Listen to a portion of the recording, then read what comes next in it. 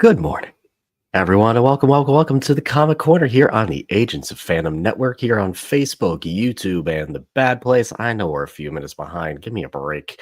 My name is Dave, and I'm your host. What we do here is comic book news reviews and interviews. I have with me my two buddies from total opposite sides of the globe. We're going to start out with one side of the ocean, AF. Good after evening. Good morning to you guys. Morning to everybody in the chat. How are you guys doing? You guys good? I'm End great. of the week. It's almost the weekend, guys. I'm Show great. some excitement. Yay! Hey man, Wednesdays are like a weekly holiday for us, you know? It's a little bit of gift giving, a little bit of gift receiving, but you do have to pay for it. Every single Wednesday, it's magical. It is a magical day. TJ, good morning, not noon. Good morning to you. Good morning. Good morning, everybody out there. Like Brandon says, we are hungover from all the great comics from yesterday. Mm, So excuse hmm us for being a couple minutes late today. But yeah, it's a great day, man. It's gonna get some rain here, hopefully, in California, which is very rare. And we got great comics. So I mean, I can't really complain. I could, but I'm not going to. it's a big week here on the Comic Corner. It's a big week for comic fans. We're gonna just get right into the big book, the big book of the week. It's Deadpool Batman Day, everyone. It finally here, the Marvel DC crossover. This is the first one, and it comes from the Marvel Comics side. There's a lot of different writers in here, a lot of different artists. I will mainly shout out Zeb Wells and Greg Capullo for the Deadpool Batman book. Usually, when it comes to anthologies, because this is technically an anthology, which has a bunch of different stories that feature Deadpool and Batman, of course, but also Captain America and Wonder Woman. It also features Jeff and Crypto. It features Green Lantern and Rocket Raccoon. It features Green Arrow and Daredevil and much more.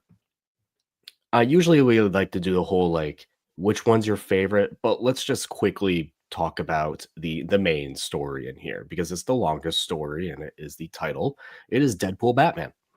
And when this was announced, I was like, oh yeah, it's not like it's an interesting crossover. It's not the one I think everyone would have put all their money on happening, but it's the one that is happening. So how is it? Well, if you like the Deadpool movies, very similar humor from Deadpool. It's Zeb Wells. It reminds me of Hellions Zeb Wells, I will say. So I know a lot of people maybe see the name Zeb Wells now and get all antsy about it because of a certain Spider-Man run. Let's move on from that because Zeb Wells is a good writer. He is a good writer and he has done some very good things. And this is a fun story. I actually had a better time than with this than I was anticipating. Deadpool, very funny. Batman, because this is, I also feel like because this is the Marvel publishing side, Batman is like on the brunt end of the jokes a lot in this story. But what happens is Deadpool is out being a merc. He is assigned to kill Batman. So he goes to Bruce Wayne to be like, hey man, hey, I need some money. That stuff happens. He then goes on and tries to take out Batman. Batman gets captured, and it turns out who is Deadpool murking for? It's the Joker. Dun dun dun. Joker gives him some Joker gas. He has a big creepy smile throughout. Batman escapes, puts the Joker in what seems to be the back of Batmobile, and the end of the issue may lead into the second story, like the second printing of this from the DC side, because Deadpool's still kind of kicking around, still got a little bit of a creepy smile on his face. So, gentlemen, AF, I'll start with you. What'd you think about this Deadpool Batman story? I liked it. I found the energy in this book to be so chaotic, and I was totally there for it. And then 2 weeks in a row, we are speaking about Clarion the Witch Boy. TJ in the chat, you know that I know that you will appreciate that. and Clarion is the reason why Deadpool appeared in this universe, in this DC universe, because the Joker made a deal with him to bring somebody over that's sort of as unhinged as himself. So yeah, I like that. That was amazing. I like that DC is going into like these characters that like some of us might know, but others not really that much. So yeah, giving these underrated characters the spotlight, and I'm here for it. TJ, what'd you make about Deadpool Batman from Zeb Wells? Man, I feel bad. I don't want to be the spoiler sport of the party here. I didn't hate it by any means. Nothing like it was good, but didn't really do much for me if I'm being 100% honest. I mean, like I said, it's fun. It's, fun idea. For me personally, I find that writing Deadpool is very hard and for it to land for me. I feel like you can very easily go way too much into not even just jokes, but I guess I could say like the content of joke. I don't know, just the jokes weren't really landing for me very much. And like I said, just felt like we went a little too overboard in that area, which, like I said, I think it's very hard to balance that with a character like Deadpool. So I'm not going to be like, oh, it was awful for that. But yeah, like I said, it was fun. Just didn't really do much for me, if I'm being 100% honest. The Right. these books though, like shouldn't we like be taking them as like one shots? It's not really all that serious. It's nothing that we're really going to be thinking like, oh, okay, where's the story heading? Like, I don't actually like the creative choices taken over here. So yeah, that's why like my expectations for it weren't really that high because I'm just gonna be in it for like seeing these characters interact and see what happens from that. TJ, you are muted. You are muted. Sorry, I was just gonna say I did not have high expectations going into this myself, so that's why I don't want it to come off like I said I don't like this book. I liked it; it was fun. I think we talked about this when this was first announced. I'm just kind of struggling to see the why. Like, why do we need this? Why are you know what I mean? I don't know. Maybe I'm being too much of a dud. For me, I am just gonna try to have fun with these. I think a lot of us are just gonna try to have fun with the stories and stuff in here because, as I have in the title, this is the first time Marvel and DC have crossed over since 2004. Over 20 years. The Red Sox won several World Series since then, everyone. That's how long it's been. I It's feel like, crazy. though, honestly, that might be a little bit of my issue. And like I said, I don't want to say issue, but just like it's been so long since we had something like this, and it's like I don't want to be an ass, but just like, oh, let's sell some issues. Let's put Batman and Deadpool on the front. Like that's just kind of how it feels for me. But like I said, that doesn't mean it has to ruin the party for anyone else. If everyone's psyched and loving this, I'm freaking psyched for them. I think the issue is fine. Not the issue. I think the story is fine. I'll ask in a bit which maybe of the smaller stories in here are your favorites. You could probably assume which one is my favorite before I get into it. But my expectations with this are just like I'm just gonna have fun. I'm not taking this book seriously at all. It's almost like the Gwenpool book that just kind of came out, where I'm like, hey man, I'm here to laugh and be like, oh, this is cool. So and so and so and so are kind of like meeting up in a book. That's neat. That's fun. I like that. Um, and I think for the most part, like it kind of accomplished that. Again, I'm not taking this book I'd say seriously, so. and I Yeah. also want to reiterate too, as opposed to previous Marvel DC crossovers, this is not like a versus stories. These are not characters like facing each other. More often than not, they're just kind of like meeting up with each other or helping each other out, with the exception of the Deadpool Batman, where Deadpool was kind of going after Batman for a bit in this issue. But the rest of it is just kind of like fun little team ups. I think the main story in here, solid, fun, fine, not the best because Jeff the Landshark steals the show every time.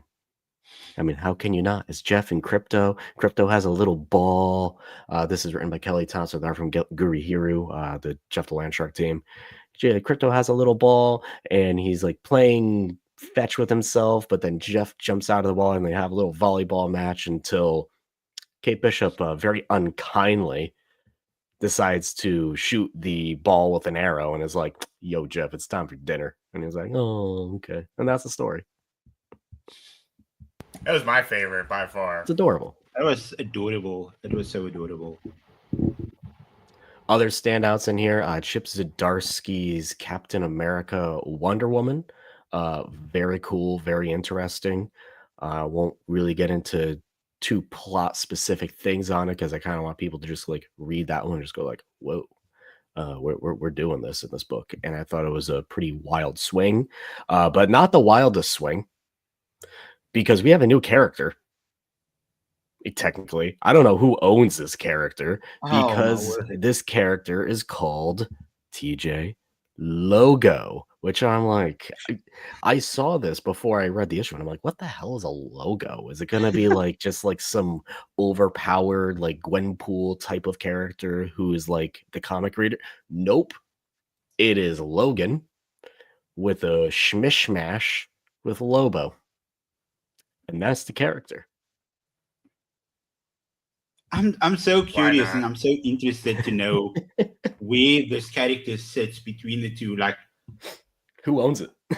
Who owns it? Who owns this character? Like, where does the creative license go here? Like, I'm so curious. I'm so curious to know. Frank Miller exclusively owns Logo. I don't think Frank Miller did Logo. No, I know. Frank Miller, yeah, I'm just talking funny. He's just trying to throw a shot at Frank Miller because he is not a fan of Frank Miller art right now, which he's a legend in the business. Hey, legend. We can find some like iconic Frank Miller art. There's some covers he's done recently that are painful to look at, I will say, and kind of sad also in another way. So anyway, gentlemen, let's wrap this up on this book specifically. Deadpool Batman #1. This is Marvel's issue. How would you give it a rating? AF, we'll start with you. I'm giving this a 3.5. Yeah. DJ, what about you?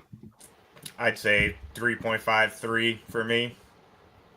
Somewhere in probably that range. In the same boat there. Yeah, I'm probably in like a 3.5 range. Some stories hit pretty fun. Also shout out the Green Arrow Daredevil story in here. Also a lot of fun. There's a good bit in there too where Matt turns around and he's like, Hawkeye, and he's like, do I look like some cow tipping bum from Iowa? Like, yeah, that's Ollie right there. That's Oliver Queen. So it was pretty good humor in that, and enjoyed it as they're both trying to take down what seems to be the Who did the art in that story, by the way? I don't have it off the top of my list. Okay, no worries. But fun book. Give it a whirl if you're just like kind of like want to get a comic for this week. I think it's worth picking up. Don't go with like high expectations. It's not like they're going to be the greatest book of the week. It is not. Adam Kubert to the art. Thank you, ODPH. It's not like the best book you're going to read this week, but it's a lot of fun. It's the event book. We have one more. I will ask before we move on. I think DC's one is next. We have a Nightwing Laura Kinney story in there written by Tom Taylor. I know there's like a James Tynion and Constantine Doctor Strange story. Who do you think? Let's give some predictions. Who do you think will win the better book? Did you just say James Tynion on Doctor Strange and Constantine? That is that what you just said? That's gonna win. That's it, man. Yeah, is there even I don't even know why this is even a discussion. Yeah, I'm trying to bring up. So the next issue is coming out in November 19th. We do not have official lists of stories yet, it appears, but I do know that we are getting that Constantine, Doctor Strange. Miss Marvel has a story in there as well. and the Nightwing Laura Kinney. So that'll be a fun one. I'm looking forward to see kind of who. Oh, I think it's like Ms. Marvel and Static Shock as G. Willow Wilson. Oh, no way, Yeah. dude. Oh, Yep. okay. Like, James, you got DJ's some all ready. He's like, competition, they got man. the cake. Dude, yes. Oh, I'm turning around on this slowly. I'm turning around on this whole concept. Okay. You have some fun team ups, some great creative teams, and you're gonna have a good time. Final thing, I'll say 3.5 out of 5. I think that's an appropriate number for this book. We're sticking with DC AF. I didn't know whether to do Marvel or DC after this, but we're doing DC. This is Absolute Flash number 7. This is written by Jeff Lemire, artist Travis Moore, colorist Adriano Lucas, letter Tom Napolitano, editors Ash Padilla, Andrew Marino, Katie Gubert, and Chris Conroy. I don't think it is crazy to say that this is not at the top of our absolute rankings. It's just not. It's still early, but we are 7 issues in. And Can't believe it's been 7 issues. I know. And I feel like for a lot of us, when we say can't believe it's been 7 issues, because the story is like slowly chugging along. Issue 6 was a bit of a setback in terms of the overall plot. And we're hoping that issue 7 would bring us back. And it absolutely does. We get the return of Baby Monkey Grodd back in the story, which, hey, whenever I get Baby Monkey Grodd and Wally's little dynamic, I'm all in. And they're looking for food. They're trying to escape. Essentially try to rob a convenience store. Somehow, Wally just zonks out. I think he just ran out of energy. I assume in that case, right, AF? He just ran out of energy and zonked out. He gets arrested, goes into the county jail. But who breaks him out of that jail? The rogues, who have gone double rogue, it seems, because they seem to may actually be trying to help him out. They escape. They deal with absolute weatherman. Project Wizard. That's what his name is. Project Wizard, who looks like Thor and Shazam kind of rolled into one. Pretty much. Wizard is a Flash Rogue villain, right? Or am I Weather thinking Wizard. of Weather He's Weather Wizard? Wizard. Yep, that's So it. this is the absolute version of him. Yeah. Okay. So yeah, it was a fun issue, and the very end, we got a little thing between the rogues being like, "Hey, do you want to go rogue too?" And it's a little absolute Batman-y, and almost like just a little absolute thing where you become friends with your enemies. And I kind of like that trope that they're doing here in the Absolute Universe. AF, what'd you make of this? I liked it. I feel like we finally got some more substance again in the story, and the little subplot with Wally's dad as well, with Rudy trying to make amends with his son, trying to get his son back, and he's willing to do anything to do that, even realigning with Dr. Thorne again. So yeah, I like that they are slowly we slowly starting to like get certain plot holes filled in, and yeah, I liked it. I'm very curious to see how this cliffhanger is going to pay off. Like, is Wally going to be joining, like you said, double rogues in a way? Because I think they've now seen also like how Dr. Thorne and everybody in that organization is treating them, how they're going about everything, and like, why not just, they have the powers to do it, why not just get one up on her? I enjoyed it. I'd give it a 4 out of 5 personally. AF, what would you give this issue? Yeah, I think I'm in the same boat as you. I think I'm on a 4 out of 5 as well. I think this was an issue the series desperately needed. Not desperately, but I think it definitely needed. It's continuing the plots, it's continuing the arc, it's continuing the character development of this absolute Wally West. And Barry Allen fans, don't you worry, because Barry still has a lingering overall presence in this book, and I have a feeling will be a very important person later on. Question for you, AF. Absolute Reverse Flash, gonna be Barry Allen. I was thinking that from that very first issue when Barry supposedly died, I was like, no, this dude's coming back as Reverse Flash, 100%. That's happening. He's not dead. It all seems too obvious. And I mean, like in this universe, it seems like Barry is the bad guy. Like all the rogues, they like, yeah, they were Yes. created by Barry Allen. They don't say anything else. They say Dr. Barry Allen. He was the one that experimented on us. He was the one who created us. So yeah, he's a bad dude. And the last issue too, very specifically. I know TJ, you weren't like a huge fan of last issue, but it did show that, like, as AF just mentioned, all the experiments were his idea, and he was in favor of it. Like, Yeah. he wasn't like, well, I don't know, maybe this isn't a good idea, guys. He was like, yeah, no, you guys are going to be the weapons. It's like, yeah, let's do it, man. Mm-hmm. So, Barry.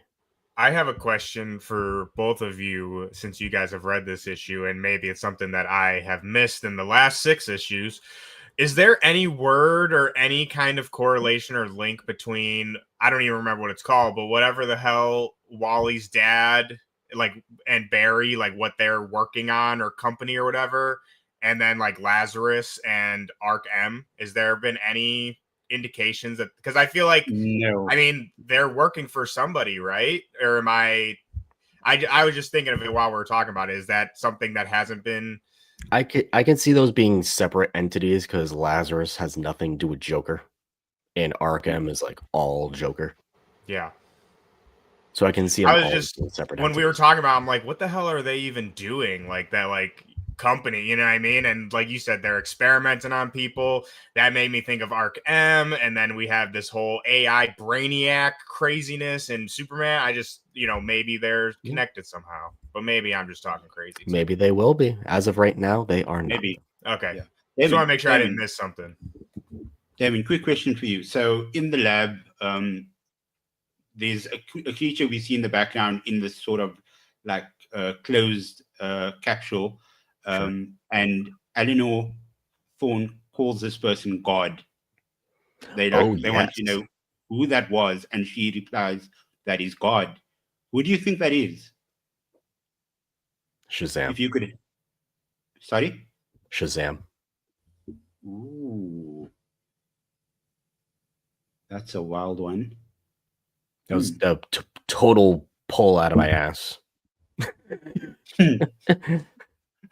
I really have nothing based on that other than I thought Weather Wizard was Shazam at first. Weather Wizard. That's who it is, Weather Wizard. All right. Let's move over to Marvel. This is the Ultimates, number 16. This is written by Dennis Camp, artist Juan Frigeri, colors Federico Blee, and letterer Travis Lanham. What a fucking issue this is. This is a ground level perspective of the Ultimate Universe and the Ultimates that the superheroes are inspiring. Because the Ultimates are more than just Iron Man and America Chavez and Hulk and all of them. They made the Ultimates a network. They made the Ultimates a movement. They made the Ultimates a revolution. And this story follows a girl, and you see her go down this path to lead her to this point to be a part of this revolution. Where she had a teacher early on in school, I think they said middle school. The teacher was Miss Walters, who was teaching about civics and the civics that the North American Union don't want you to learn. Teaching about the, essentially the civics that we have. And she was taken away. And they said, hey, don't ever speak about this. Okay. And then she had a best friend who, when they both go through puberty, her best friend has gills because she's a mutant. Her best friend mysteriously dies. Don't talk about it. And case after case after case, it leads her down this path to essentially find what is the early versions of the Ultimate movement, and before it turns into this big thing where everyone has like the app and it's essentially like a Discord type of thing or whatever. Hella timely. Hella Say relevant. And shouts to Dennis Camp for putting the story out there. I thought this was fantastic. There's like one thing in here. So the girl starts to get doors beaten down by the no-faced men because they're after her. They kill her family. They kill her neighbors. Anyone who sees this event going on with her is dead in the area. And the only thing where I was like, all right, that's a little silly, is like there's this little old couple who are just like, oh, we're just this little old couple. And then they're a part of the movement too, and they like kill the no-face men. I'm like, all right. Bro, the revolution knows no age, man.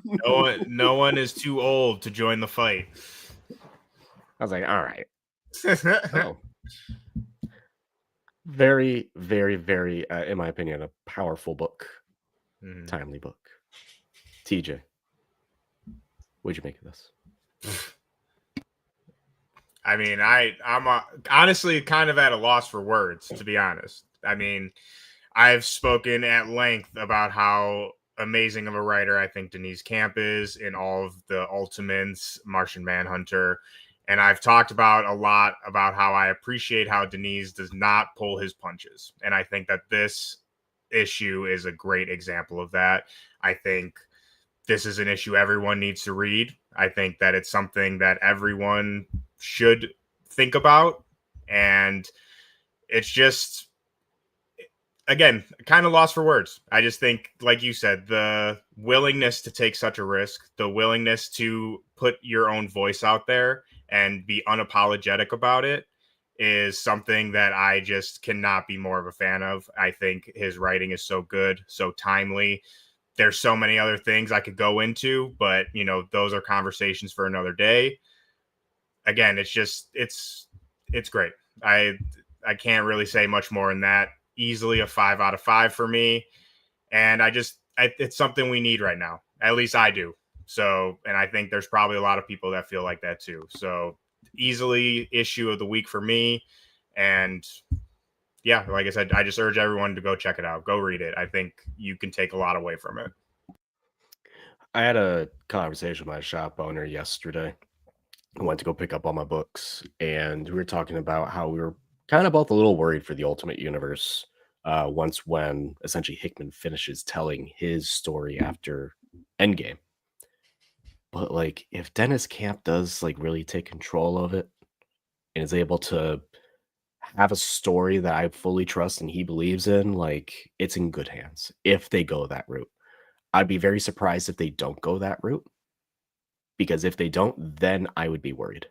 Because to me, Dennis Camp seems to understand what the mission of the Ultimate Universe is. And I really, really, really love it for that. This issue also, TJ says it holds no punches. It ain't fucking subtle. Which is what I love.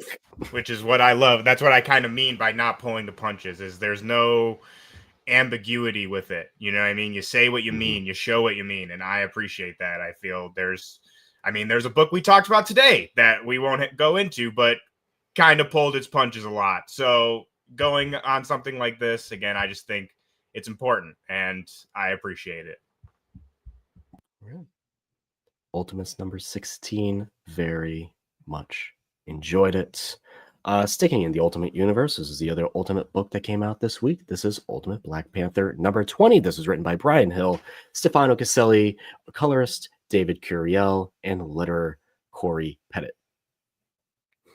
This is a book that I still just don't see enough people talking about because I think it has aged like a fine wine. It's gotten better over time. If I did enjoy the first arc, I think it reads very well in trade. I will agree with many people on that because I did read it in trade, essentially. I read it in bulk. But now we are into the overall story of this. the big thing, which is the vibranium coming alive. And in this issue, at least in the Ultimate Universe, we see the origin of fucking vibranium. And it's crazy. It ain't what you think.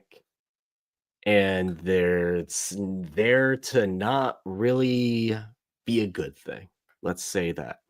So Bast puts T'Challa on this other plane of existence because he can hear the things that the vibranium's telling him, because that's what the vibranium was sent essentially from like another dimension of these godly people, and their world was dying, so they sent the vibranium as essentially a way to keep their society alive, and people could hear it throughout time, and it created like all those little factions within Wakanda and stuff. But it's cool, man. It's cool. And Boss kind of sets T'Challa down and is like, hey, you're the first Black Panther in a hot minute to really know the truth, because you can hear it. They hear echoes, you hear a chorus. Like, you can see it. And it sets him right onto what the Black Panther is supposed to be, which is more of what the Black Panther is in like main continuity, but like the original roots of it, and how he's there to protect Wakanda no matter what. Gets out of that plane of existence, new enlightenment. He does have like the Black Panthers behind him now. Those are real. They exist, which is kind of cool. It's like, ooh, he's got like these like actual panthers behind him. And he does something that's just a very traditional Black Panther. He goes into the heartland of Africa, not Wakanda, saves some kids from being completely taken, and is like, hey, I'm Black Panther. Like, who are you? And it's like, I'm Black Panther. I'm the protector of Wakanda, but I'm not just protector of Wakanda. I'm the protector of you too. And we didn't do enough of that, but we will. And when you need help, don't call my name, roar it. And I was like, I love it. I was like, I love that shit. I'm like, eat it up.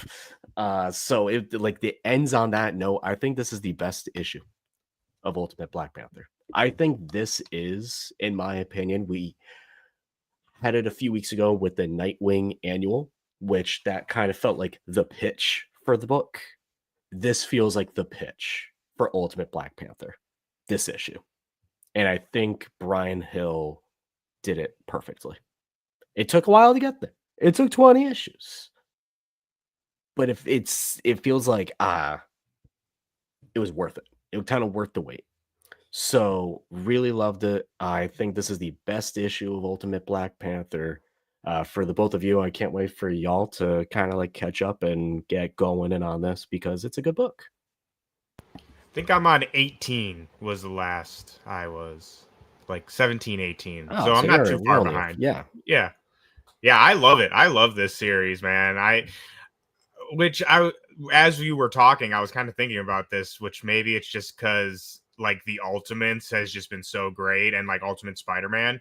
But I feel like Ultimate Black Panther has kind of went under the radar. Like, they haven't really marketed it very much. You don't really see them post it, like Marvel themselves, not, fans. So yeah, I like you said, I urge everyone, go check this out. I feel like it's one that kind of slipped under the radar for most people, but it's really, really good. It was put into a spot where it was already kind of struggling, because if I'm not mistaken, this was the book that had the distribution issues, where very, Yes. very, very few people got the first issue. And when you do that, like, you're kind of It's an uphill cooked battle. after. It's an uphill battle. So that it had that going against it. And I think for the fans who have been keeping up with it, it's been rewarding to keep reading this book and getting to this point. You're like, yes, this is rad. This is cool. This is not just like you get a little bit of like a new take, because mainline continuity could do whatever they want with the origin of vibranium, but now that we're in the Ultimate Universe, you can do whatever you want with the origin of vibranium. I think it's really cool that they made it essentially like we talked about the AI thing. There was a little bit of an element in there. I don't know if it's like fully going down that route, but it's still very cool. Really like it. 4.5 out of 5.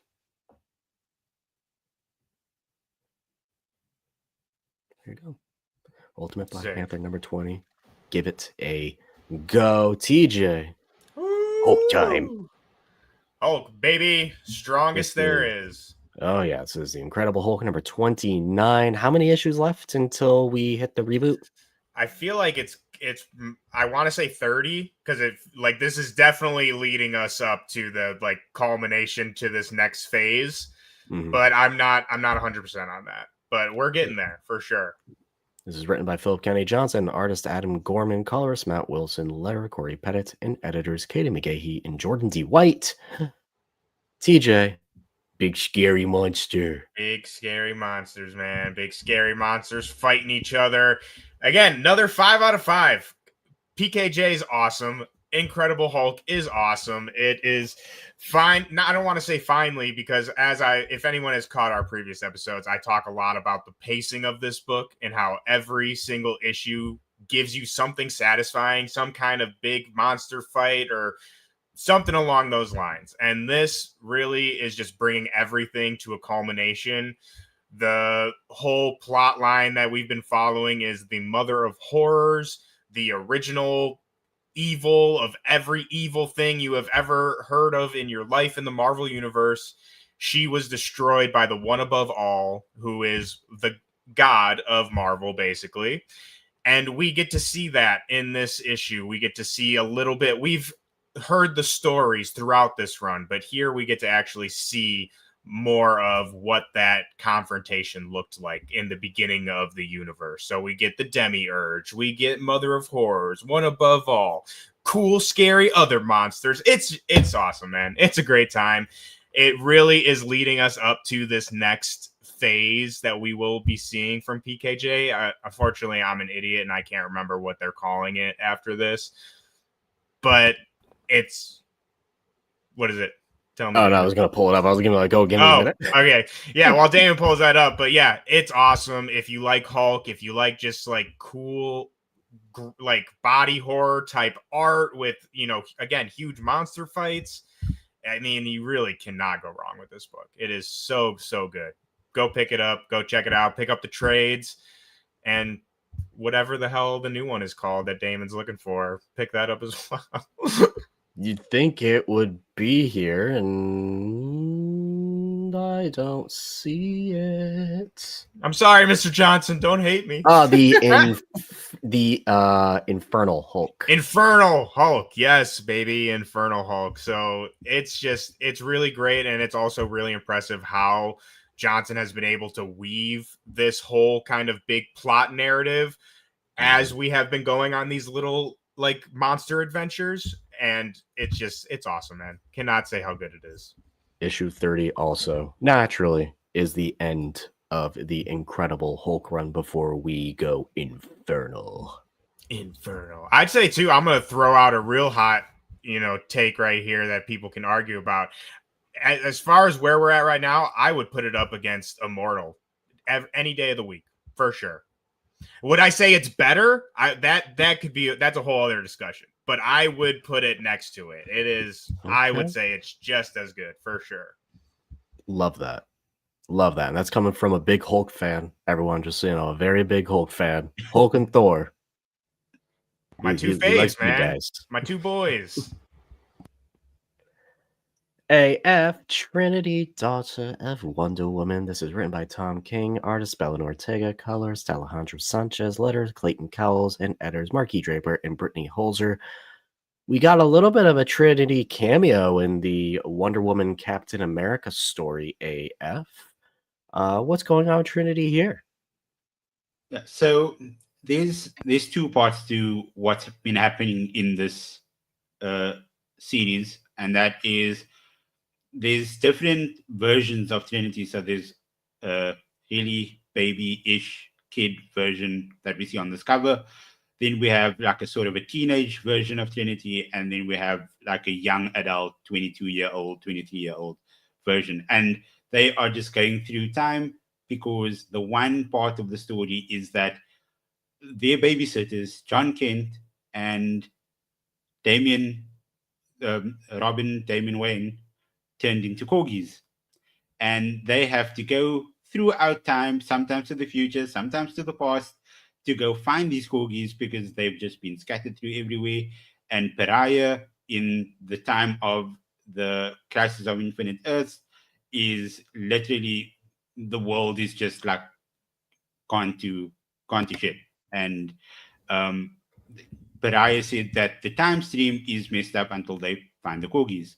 And this baby Trinity over here calls it the time cream because obviously she's adorable. And she calls him Piranha, not Pariah, which is adorable. And this book is so much fun, guys. The other part of the story is we have Steve Trevor in the afterlife, and he's trying to find his way back to meet his daughter. So I don't know which one out of the three of them he's going to meet, but that's what he's trying to do. And this issue is Alfred in the afterlife talking to Steve Trevor, telling him about what happens in this issue. And in this issue, the corgi lands up in the past at Bruce and Selena Kyle's wedding on the wedding day. And who wrote that run? Tom King Oh, did. Tom King. And And then people how did had that wedding thoughts. end, everybody? People had thoughts. Alfred People had died. thoughts. And I love the fact that Tom King was able to sort of poke fun at how people perceive that story. This book is so much fun. He's very self-aware, and he makes Alfred the MVP out of the story. Alfred is so good. The way that he deals with this 4 5 year old Trinity, it's amazing. He sees so much of like the younger Robins in her. He treats her with so much care. He makes her think that she is like anything that she says, he respects. And I just love that so much. And the more he's telling Steve Trevor in the afterlife about what is like happening, what his daughter is like, there's just so much heart in the story. And I feel like people were sleeping on this so much. It's a fun time. And if you haven't started reading it yet, I think it's only 6 issues long. So there's 2 more to go after this. Pick it up, guys. You will not regret it. It's a lot of fun. All right. Trinity, daughter of Wonder Woman. AF, give me a rating. I'm rating this 4.5 out of 5. I loved it that much. Okay. All right. Even though we went back to Crisis on Infinite Earths time. Yeah, that Still happened in like 4.5. issue 2. That Okay. that happened in like issue. I was just like catching everybody up about what's been Gotcha. happening in this series so far.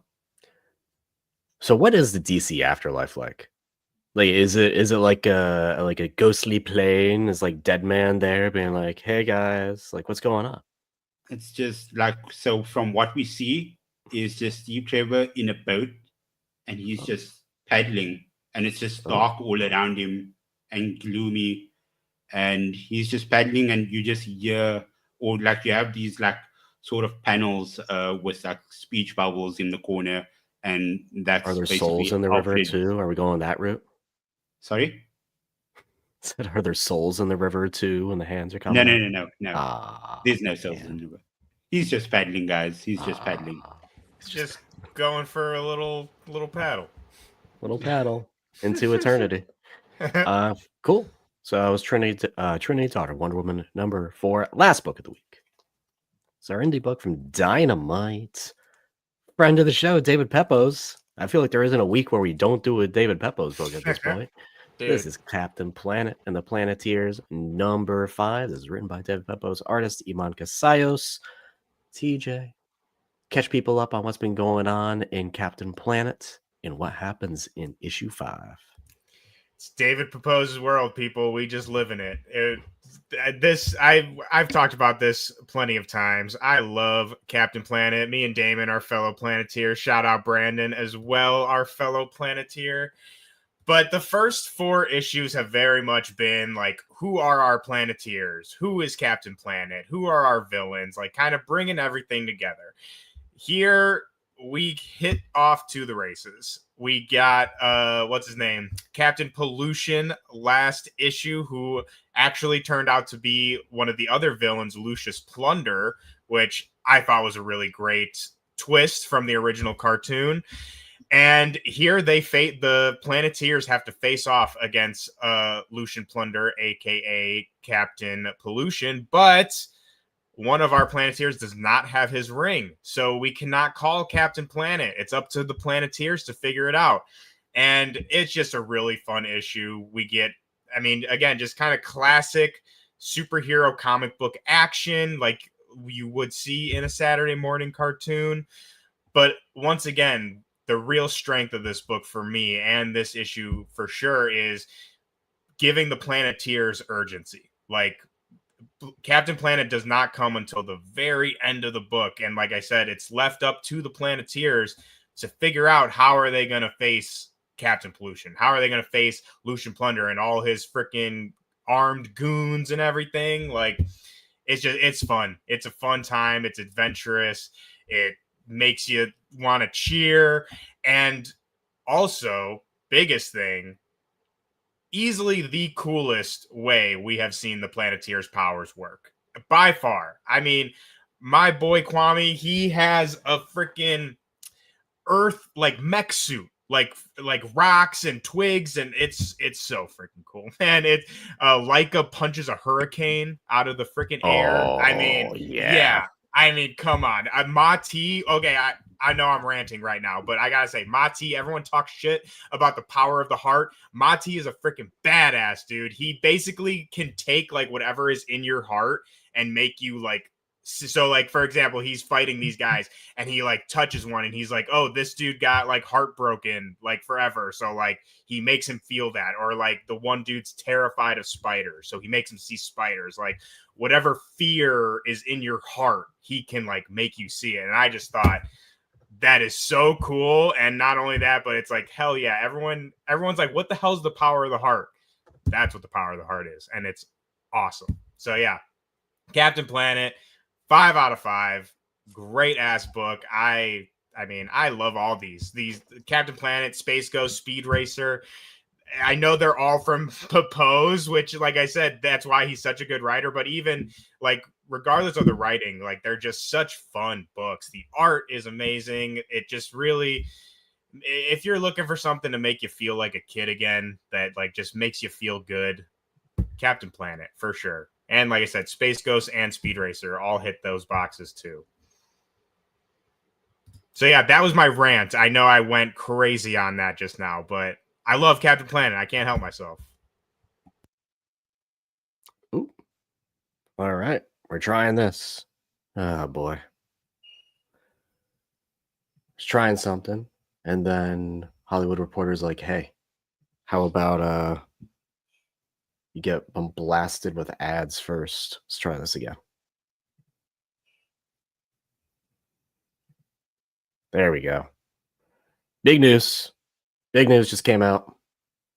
Batman #1 sells over 500,000 copies. Wow. Let's go. Hell yeah. 500,000 copies. It's crazy. Classic Batman. Yeah, I was gonna say, like, it's Batman. It's the freaking bat. It's the freaking bat. It's, oh man, 500,000 copies. Have either of you been able to check out that issue yet? I haven't, but I ever haven't. since I heard, I don't know who's writing it. I can't think of it off the top of my head. But once I heard that they want to make it like every issue is its own like little case or whatever, I was sold on just that idea. I think that's great. I'm just quickly just trying to read up on this. Because a book that you love, Matt Fraction, TJ. Thank you. Yeah. Oh yes, book do I a love? book that you love, TJ, also sold over 400,000 copies. You know what that book Ooh. is? No, which one? Battle Beast number 1.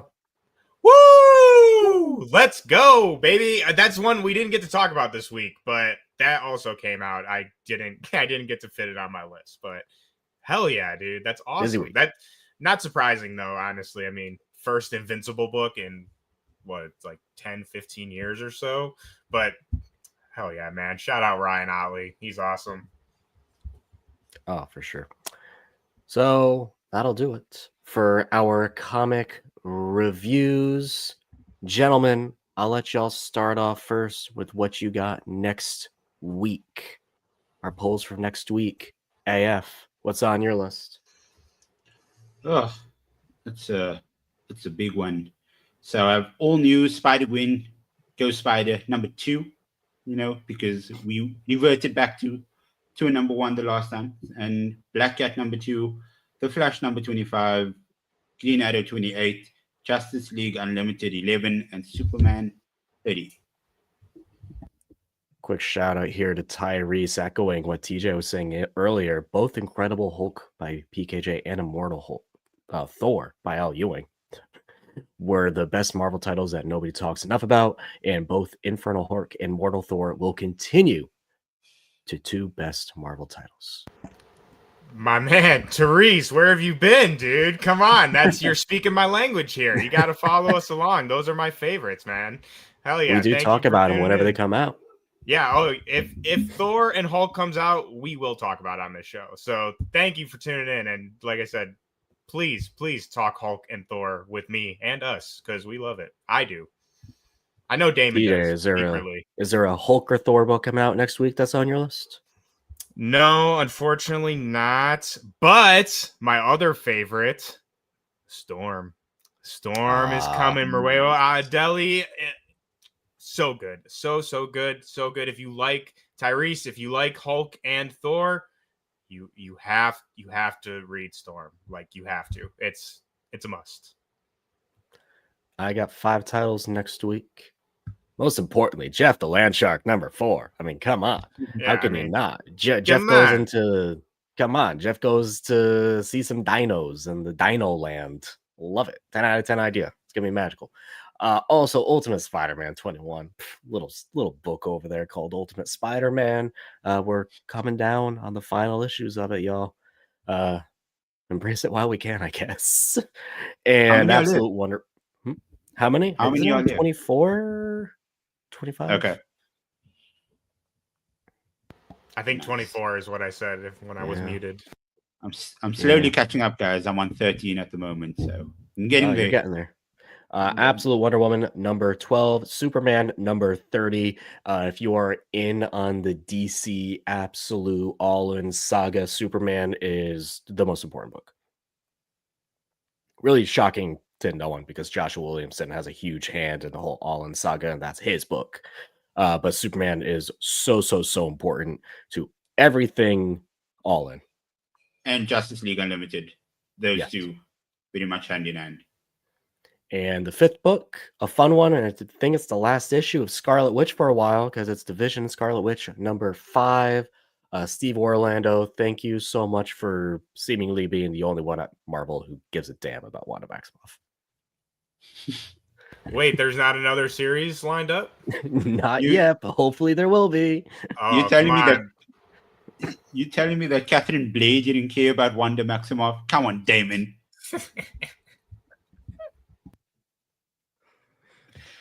So that'll do it for this issue of the Comic Corner. Do not forget, everyone, to join us later today at 2 p.m. Eastern to chat Gen V breakdown. The first 3 episodes dropped yesterday. I will be watching all 3 now, and I will be ready to go.